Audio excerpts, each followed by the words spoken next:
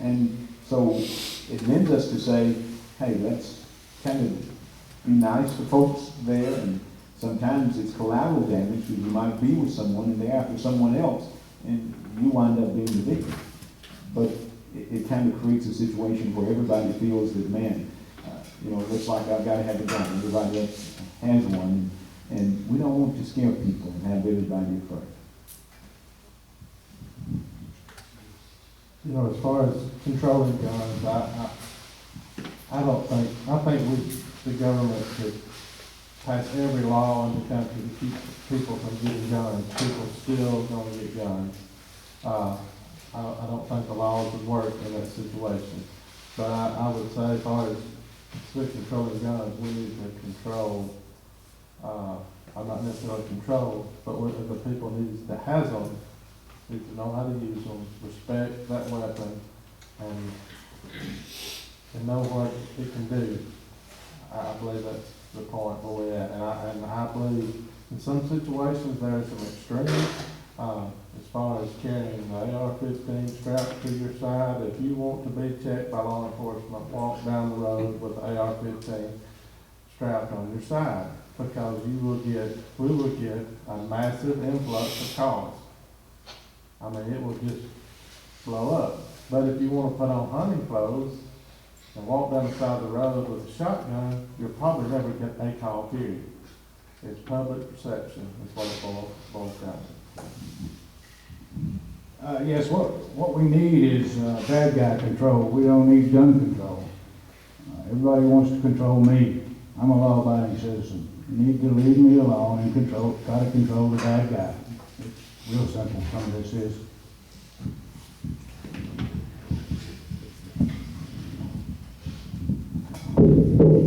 All right, well, the next question is,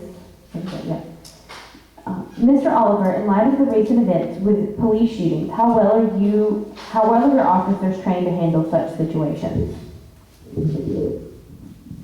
Well, we train regularly on the range and in different tactical situations, but it kind of boils down to is you train, but it comes down to the point that they want you, they can get you.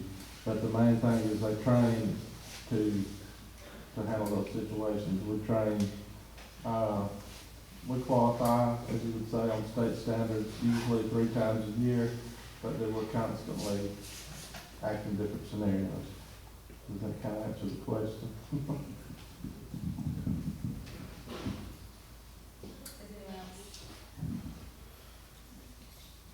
I train. Our band will carry, we have different leaders that actually are NRA certified instructors, some that are other personal training instructors, and we urge everyone to train and be familiar with your firearm. It's just it's a good idea, and that's where that ends, in my opinion. It's a good idea. It's not a requirement, but it is a good idea for anyone. That threat is already present. That threat is more present now than it ever has been in our nation's life. The unemployment, the influx of immigrants, it's not all immigrants are bad, I'm not pointing fingers. The racial tensions, the religious tensions, we are a pot that's ready to boil over any moment. And in my opinion, everybody that's a good guy, that's made that personal decision that they really protect themselves and their family, they need to be doing it. Because we don't know what's going to happen next. I'm sure that lady that had her head cut off at that factory by a person of Islam didn't know that she was going to have her head cut off that day. You don't know, people you work beside every day, you don't know when something's going to happen. I'm not telling you to be afraid and be in fear. I'm telling you, be prepared. Yes, the policemen and the sheriff's office, they train, but they're men and women, just like we are. We train also. I'm gonna be training Saturday, matter of fact, with the Florence Police Department. It's a regular deal.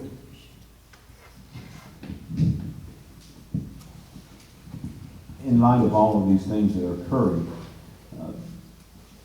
I think that there needs to be some training, and I'm sure all of these departments do that. We need some training on de-escalation. You know, sometimes, and the rationale now is, I think, and the gentleman had mentioned some of the things that are going on and why we are in these situations. We've got economic situations going on.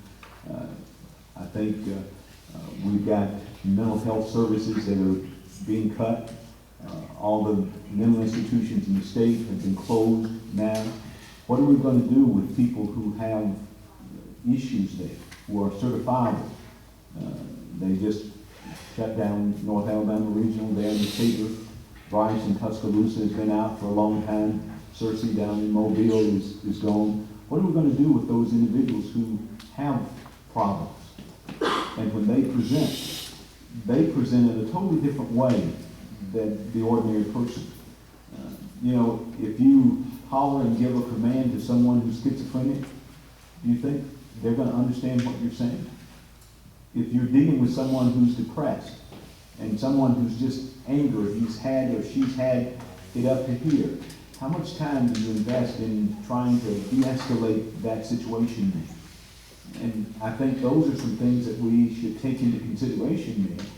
And instead of, you know, the individual did respond to command, and if he doesn't do that, boom, we light him up. Because what we'll find is that we'll be lighting up a whole lot of people here based on the way that things are happening in our society. One quick comment on that. If he fails to abide by my commands, I'm not gonna light him up. If my life is in danger, if I can, I will light him up. Yes, we all are men of laws, we have to follow the law. Just because you carry a gun does not mean that you can take someone's life at will. You have a responsibility to protect yourself and your family, but you have a responsibility to obey the law, and our laws have certain guidelines that they allow you that right, that personal protection, to use that type of personal protection. Law-abiding citizen, follow the laws.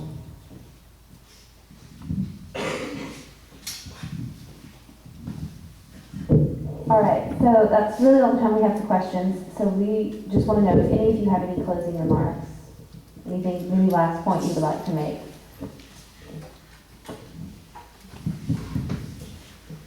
Yes, I want to talk. I want to thank you for doing this.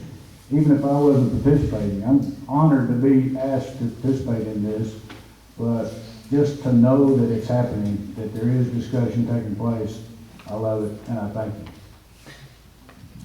I would like to also say that, thank you guys. I felt tricked to begin with on this. I got asked by Emily here to come and sit in a little panel so they could ask some questions. And the next thing I know, it escalated on to, can you do this? And then it escalated on to a press release that was given out to our newspaper and our radio stations. And then I found out they're letting the classes out to attend. This is not exactly what I first intended, but I am very honored. It's not often I get to speak about my rights and my beliefs, or actually it's our rights, it's my beliefs. I've been personally affected on this, and a lot of times, guys, if you see somebody out there openly carrying a firearm, or they're really pushing the Second Amendment, it's because their life has personally been affected. And it instills something in them that you might not understand. Don't fear the gun, fear the person. That gun on somebody's side, that's the gun that you shouldn't have to worry about. It's the guns you can't see are the ones that you have to worry about, because, folks, we all know every criminal, they hide the gun because they like that element of surprise. And thanks, everybody. I appreciate it. open, I just want to thank the invitation to be here today. And as if you notice, most everybody are pretty much in the same direction. They may have a few different small beliefs on guns and gun rights. Not that they're wrong, not that anybody's wrong. Everybody may disagree about a small portion of it. And it all boils back to you, that if this is, that it's something you decide to do, carry or not carry, just be responsible, be trained, and know what you're doing, and be respectful to the other person. That's what it all boils down to. Thank you.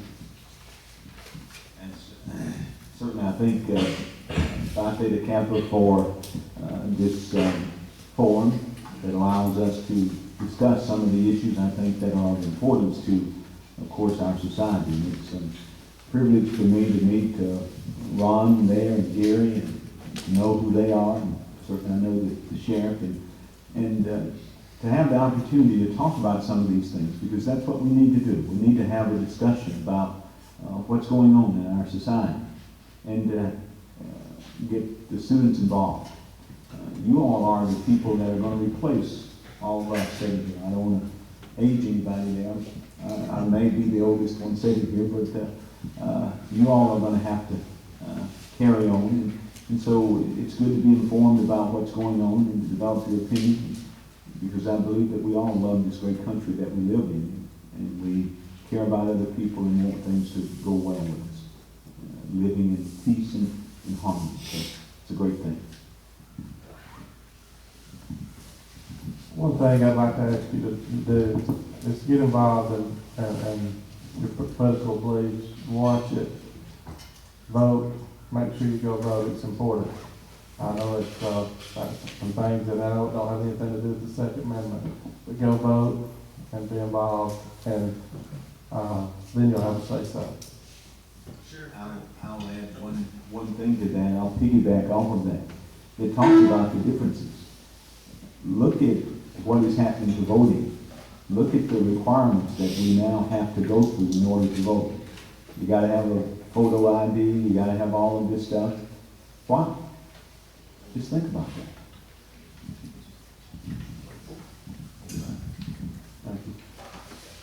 This was my last thoughts on that. Now, if you do feel about your beliefs, your rights the way that I do, you are interested in being knowledgeable and trained. If you live in this area, Northwest Bama Gun Rights, which is the Winston County Division of Bama Carry, we meet the first Tuesday of each month. Hickory Haven Barbecue, it's on State Highway 129, just out of Hazel, going towards Hamilton. Actually, it's tonight. You're welcome to come and attend. Ask everybody to come early and eat, but we try to start our meeting at 7. It always has something to do about the law, your rights, and how you should act with your firearm. Also, Gary, Mr. Blackburn here, he has the the Franklin County Bama Carry.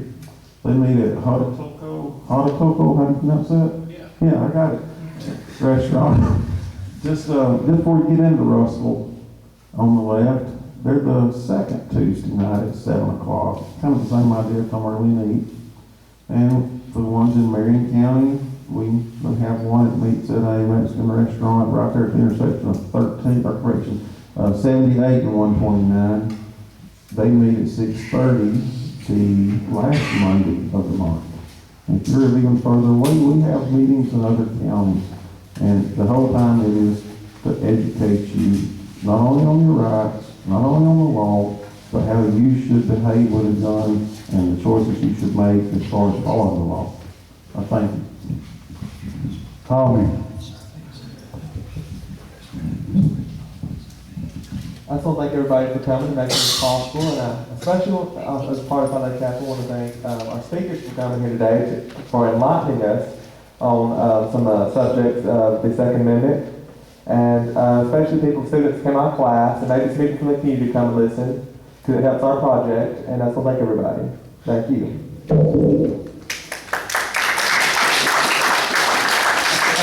I forgot, we're going to have a survey link on the from this right here. If you please take time out of your day to do a survey for us, it'll help our project. Thank you.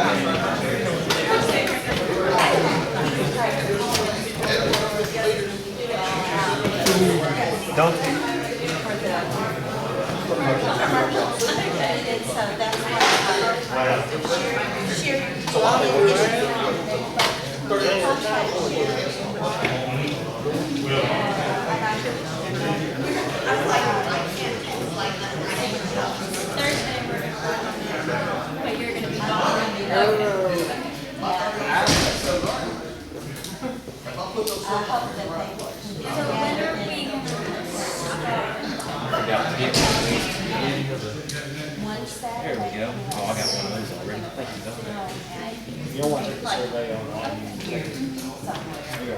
you. Oh, okay. Appreciate it.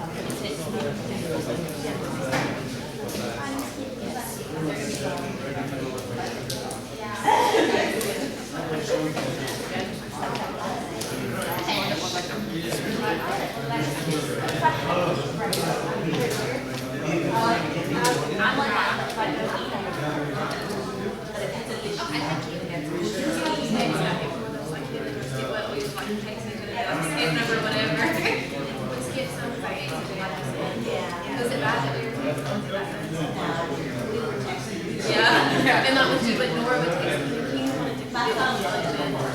He didn't want to include the shopping tasting and it decided to still forgot the certain parts.